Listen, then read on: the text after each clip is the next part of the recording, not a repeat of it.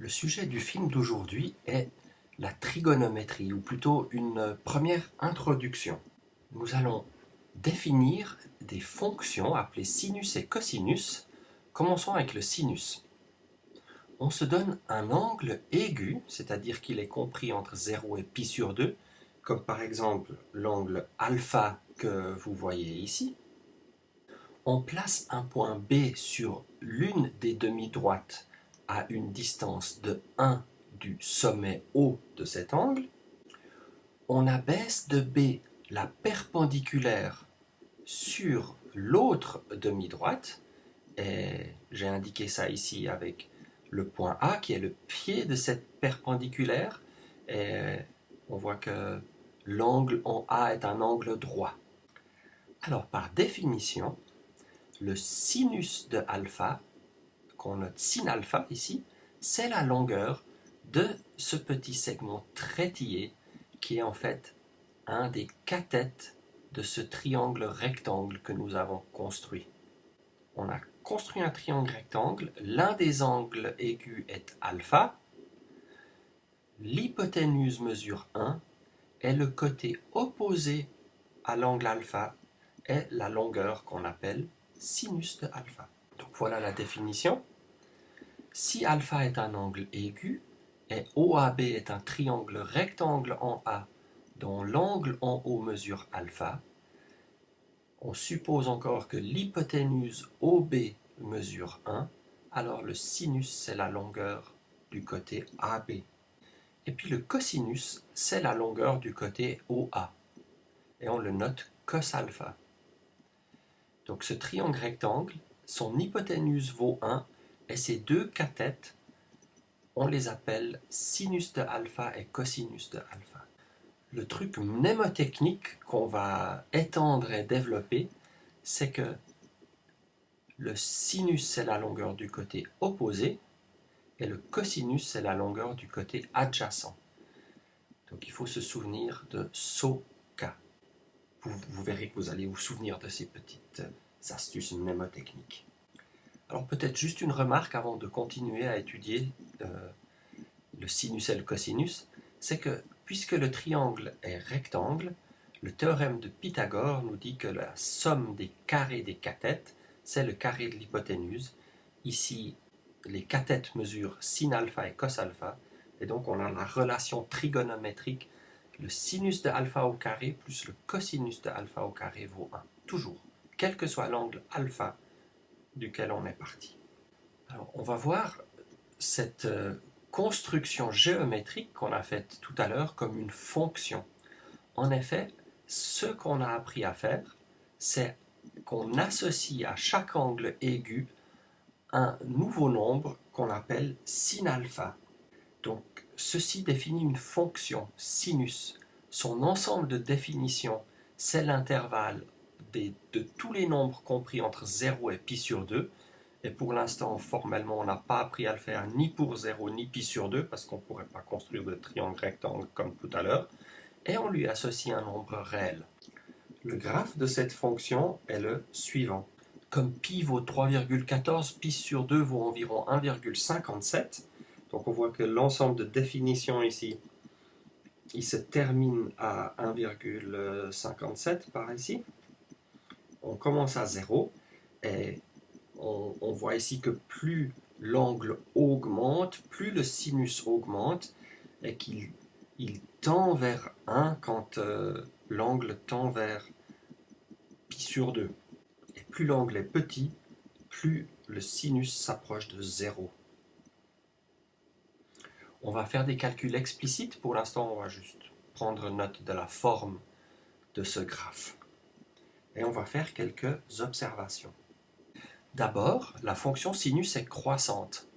Si j'ai un angle bêta aigu qui est plus grand que alpha, la construction géométrique de ces triangles rectangles qu'on a fait tout à l'heure, elle montre que le sinus de bêta est plus grand que le sinus de alpha.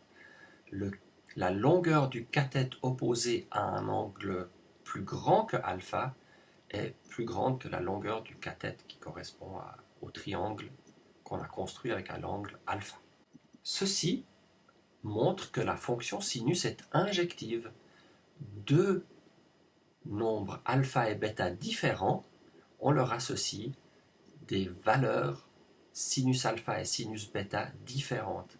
C'est donc une fonction injective.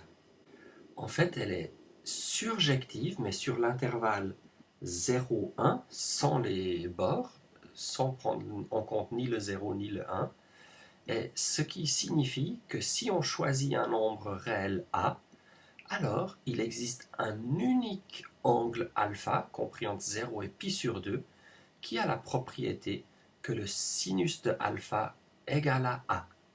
On trouve une et unique préimage par la fonction sinus d'un nombre A compris entre 0 et 1. On écrit alpha, c'est sinus moins 1 de A, puisque ce qu'on a fait ici, c'est rien d'autre que définir la fonction inverse de sinus. Et pour des raisons géométriques que je vais expliquer tout à l'heure, on appelle ça aussi la fonction arcsinus. Plus tard, on étendra l'ensemble de définitions de la fonction sinus à tous les nombres réels.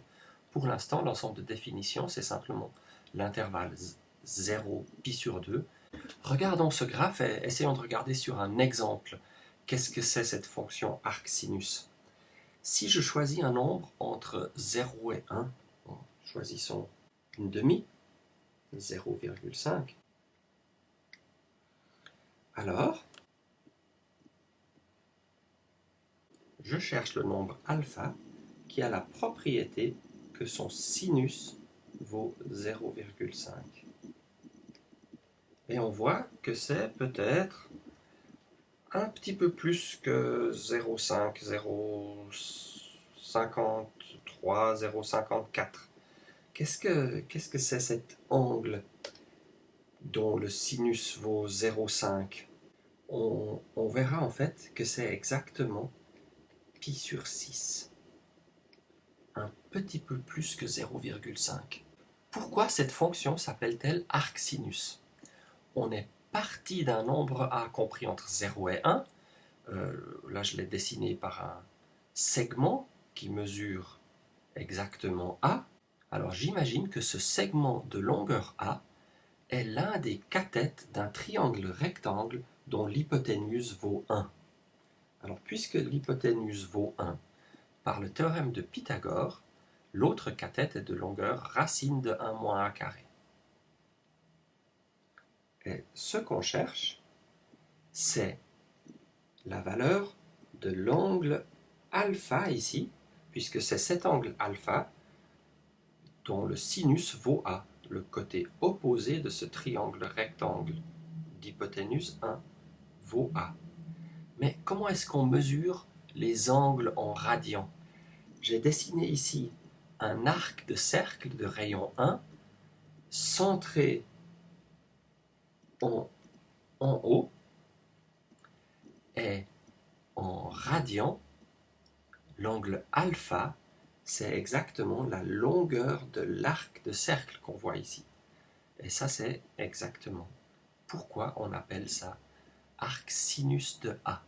Donc la fonction arcsinus, elle associe au nombre A l'angle qui mesure en radian la longueur de cet arc. C'est donc l'arc dont le sinus vaut A. C'est comme ça qu'on pourrait le lire. Alors la fonction cosinus, on en a parlé tout à l'heure, mais on a surtout étudié le sinus. Mais voilà la fonction cosinus. Si sinus était croissante, cosinus est décroissante. Pour un petit angle, le côté adjacent est très grand. Pour un grand angle, proche de pi sur 2, le côté adjacent devient très petit, proche de 0. C'est ce qu'on voit ici sur cette fonction. Donc on a aussi une fonction arc cosinus, et on la note cosinus moins 1, c'est l'inverse de la fonction cosinus, ou arc cosinus. L'interprétation géométrique est exactement la même. Alors pour l'instant, on n'a parlé que de triangles rectangles dont l'hypoténuse mesure 1. Le théorème suivant dit que si j'ai un triangle ABC rectangle en B, dont la longueur des côtés est arbitraire, et je regarde par exemple l'angle alpha au sommet A, alors le sinus de alpha c'est le quotient de BC par AC. Et ça, on s'en souvient grâce au truc mnémotechnique dont on a parlé tout à l'heure, mais en rajoutant un H, puisqu'il faut le comprendre en lisant que le sinus, c'est le côté opposé divisé par l'hypoténuse. C'est donc SO. S pour sinus, O pour opposé, H pour hypoténuse.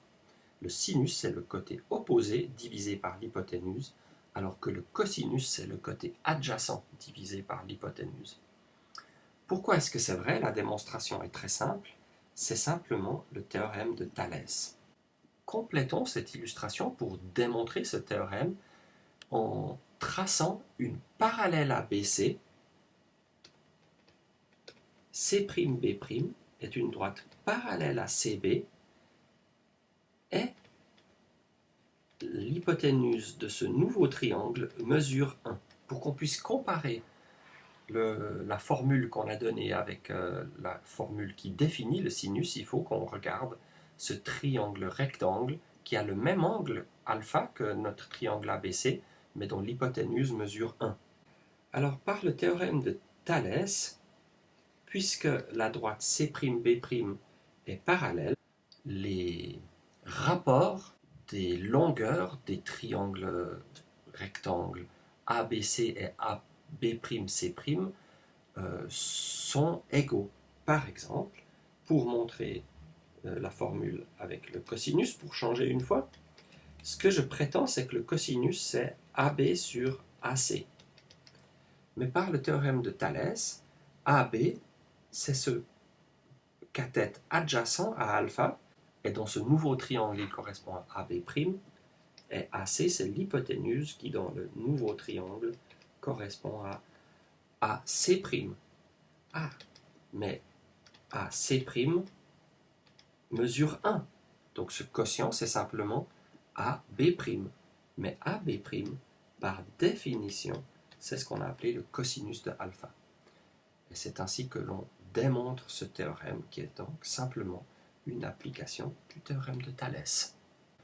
Pour terminer ce film, faisons 2 exemples de calcul. Je me demande que vaut le sinus de pi sur 4. Donc pour calculer le sinus de pi sur 4, je me donne un triangle rectangle d'hypoténuse 1 et dont l'un des angles vaut pi sur 4. Alors puisque cet angle vaut pi sur 4, le théorème de la somme des angles nous dit que l'autre angle vaut aussi pi sur 4. Et donc, ce triangle est isocèle. Il a donc 2 côtés de même longueur, que je vais appeler x parce que je ne la connais pas encore. Et le côté opposé, c'est le sinus de alpha. Le côté adjacent, c'est le cosinus de alpha. Donc, je sais déjà que pour cet angle de pi sur 4 de 45 degrés,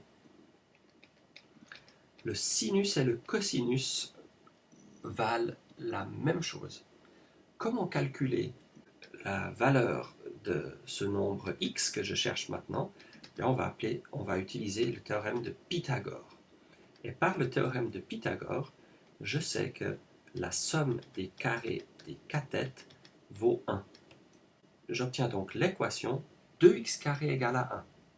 Ou encore, x carré égale à 1/2. Si bien que x, c'est la racine de 1/2. Ou encore 1 sur racine de 2.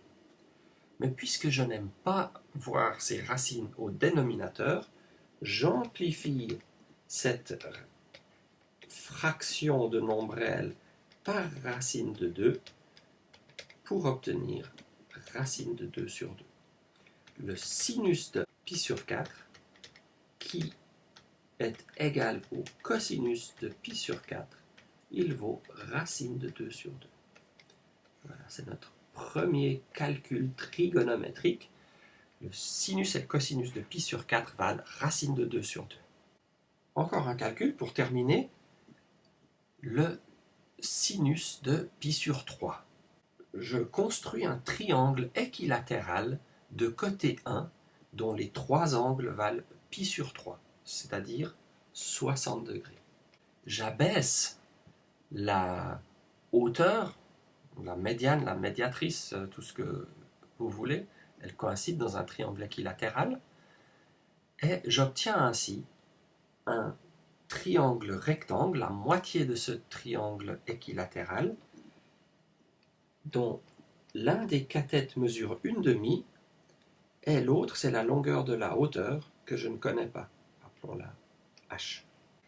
Alors, j'ai ici exactement la situation rêvée pour calculer le sinus et le cosinus de alpha. Le cosinus de alpha, lui, il m'est donné immédiatement. Il vaut 1/2, c'est le côté adjacent de cet angle alpha dans ce triangle rectangle dont l'hypoténuse mesure 1. Et h, c'est le sinus de alpha. Que vaut le sinus de alpha? Par le théorème de Pythagore, de nouveau, je sais que h au carré plus 1/2 au carré vaut 1. Ainsi, h au carré vaut 1 moins 1/2 au carré, c'est-à-dire 1/4. Il vaut donc 3/4. h, la racine carrée de 3/4, c'est donc racine de 3 sur 2. Le sinus de pi sur 3 vaut exactement racine de 3 sur 2. Et le cosinus vaut 1/2. Voilà.